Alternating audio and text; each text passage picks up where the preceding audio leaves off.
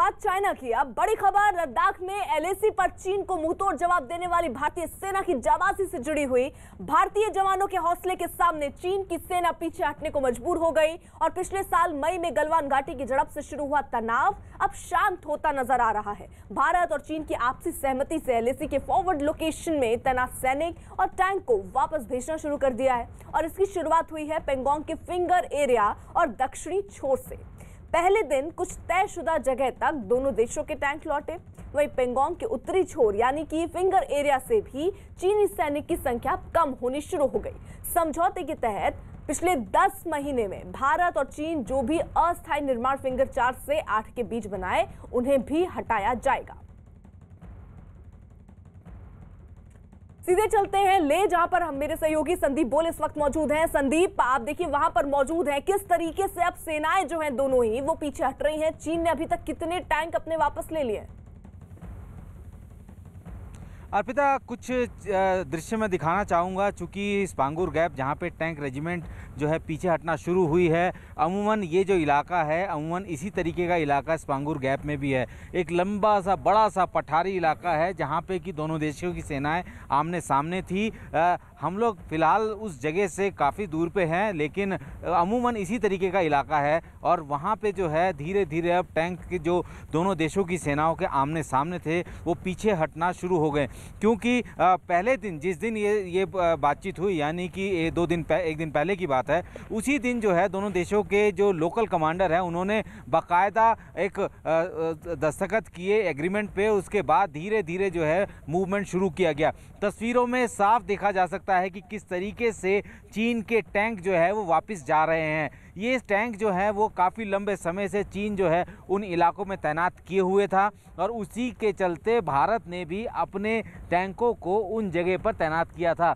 चूँकि ये स्ट्रेटजिकली बहुत इम्पॉर्टेंट जगह थी, क्योंकि अभी तक चीन जो है लगातार जो फिंगर एरिया है उस पर अपना दबदबा दिखाता था और उसी के चलते जो है बातचीत की मेज़ पे आता था।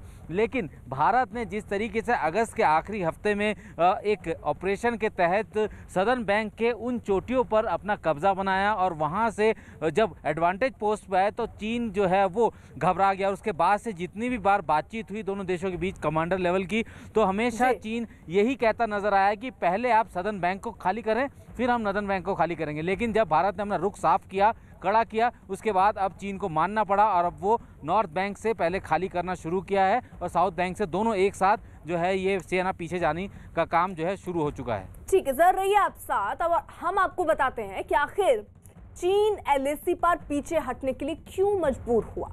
रणनीतिक रूप से महत्वपूर्ण ऊंची चोटी वाली चौकियों पर भारत का कब्जा चीन के पीछे हटने की एक बड़ी वजह मानी जा रही है। सर्दियों में ऊंची चोटियों पर लड़ने की भारत की क्षमता भी चीन पर भारी पड़ी। भारतीय सैनिकों को सियाचिन में लगातार चौकियों पर जमे रहने का अनुभव काम आया। केंद्र सरकार ने सेना को फ्री हैंड देकर किसी भी स्थिति से निपटने की आजादी दे दी। एलएसी पर तनाव के बीच भारतीय सेना लगातार आक्रामक बनी रही। चीनी अफसरों से बैठकों में भारतीय अफसरों का दबाव भी काम आया। उधर पेंगोंग इलाके में पड़ने वाली भीषण सर्दी को भी चीन के सैनिक नहीं झेल पाए। इन सब के बीच भारत सरकार ने सेना के लिए 22,000 करोड़ का इमरजेंसी फंड भी जारी कर दिया और इस फंड से एलएसी पर तैनात सैनिकों के लिए जरूरी साजो सामान भी खरीद कर पूरा उनका ख्याल रखा गया। एलएसी पर पिछले कई महीनों से देखिए दोनों देशों की सेनाएं आमने सामने थीं और तनाव का माहौल बना हुआ था। ऐसे में भारत ने चीन पर कड़ा रुख अपना कर रखा, लेकिन जब चीन से समझौता हुआ तो खुद रक्षा मंत्री राजनाथ सिंह ने दोनों सेनाओं के पीछे हटने की जानकारी दी।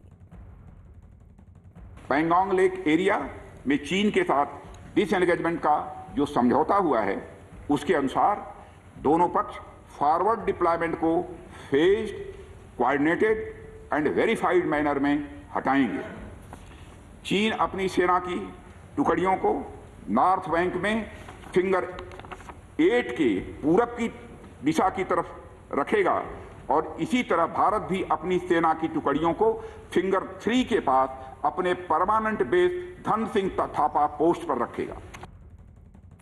यानी कुल मिलाकर संदीप, चीन की जो हेकड़ी थी वो हेकड़ी निकल गई और उसी का नतीजा ये है कि अब चीन इस बात के लिए तैयार हो गया जो चीन मानने को तैयार नहीं था, पीछे हटने को तैयार नहीं था। अब धीरे धीरे देखिए उनके टैंक पीछे जाने लग गए हैं।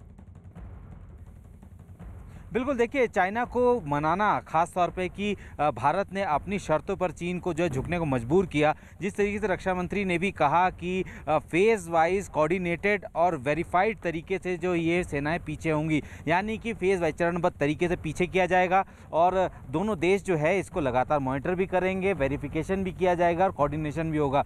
तो जाहिर सी बात है कि जब इस तरीके की बातचीत हो रही है तो इसका मतलब ये साफ हो गया है कि अब चीन जो है वो इस कंडीशन में आ गया है कि वो अपने ज़्यादा सैनिकों को उन इलाकों में ज़्यादा दिनों तक नहीं रख सकता और यही वजह है कि चीन को भारत की वो सारी शर्तें माननी पड़ी जो कि भारत पहले दिन से कह रहा था। हालांकि इसको अभी स्टेटस को नहीं माना जाएगा क्योंकि इस पूरे इलाके में कई सारे फ्रिक्शन पॉइंट्स हैं और अभी उसी के मद्देनजर सिर्फ पेंगोंग के आसपास के इलाकों में ही जो है सेना को पीछे किया जा रहा है।